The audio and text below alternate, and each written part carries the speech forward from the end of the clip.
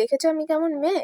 মুখে ক্রিম মেখে মনে পড়েছে যে ভিডিও শ্যুট করা হয়নি, তাই তৎক্ষণাৎ ভিডিওটা চালু করে দিয়েছি। আজ যাচ্ছি একটা বিয়েবাড়িতে। যদিও বাড়িতে পড়ে পড়ে ল্যাদ খাচ্ছিলাম, তাও মনে হলো বিয়েবাড়ি সাজতে গুজতে তো হবেই, তাও যদি হয় আবার পাড়ার বিয়ে। পাড়ার বিয়ে বলে কথা, একটু হলেও সাজতে হবে বই কি। তো যাই হোক, ফার্স্টে স্কিন প্রেপ করে নিয়ে আমি ফাউন্ডেশন লাগিয়ে নিয়েছি আর কি। আর এখানে ল্যাকমির 95 একটা ফাউন্ডেশন লাগিয়েছি।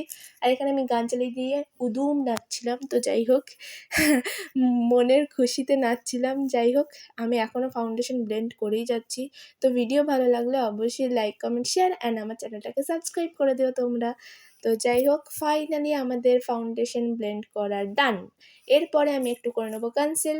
তো কনসিল করার জন্য আমি হাইলাইটিং এরিয়াগুলোতে কনসিলার মানে অ্যাপ্লাই করে নিয়েছিলাম।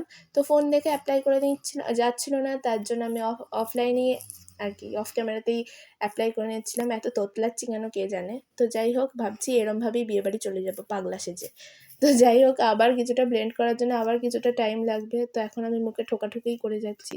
এরপরে লাগাবো আমি ব্লাশার, হাইলাইটার, কন্ট্রোর আজকে করবো না, আর চোখে লাগাবো আইশ্যাডো।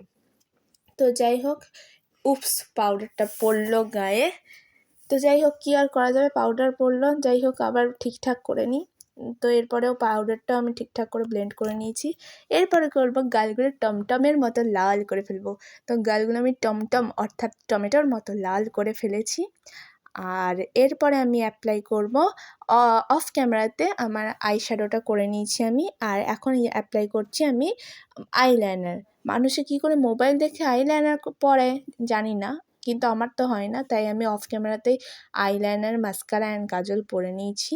আর এরপর পরবো যেটা ছাড়া মেয়েদের সাজ অসম্পূর্ণ, সেটা হচ্ছে লিপস্টিক। তাই বলছিলাম 1 মিনিট 2 মিনিট পরে ফিরে আসছি, এটাই বলতে চাইছিলাম।